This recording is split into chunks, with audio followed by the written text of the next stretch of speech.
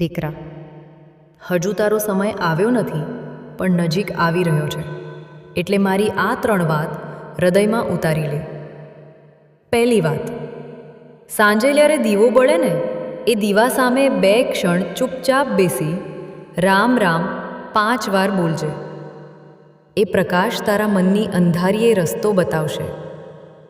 બીજી વાત, જો ઘરમાં કોઈ ભૂખ્યો આવે, માનવી કે પ્રાણી, એને ખાલી હાથ ન મોકલજે. એ એક દયા તારા ભાગ્યની દિશા બદલી દેશે. ત્રીજી વાત, દિવસમાં જેટલી વાર બની શકે તારી કુળદેવીનું નામ શ્વાસની જેમ લેતો રહેજે.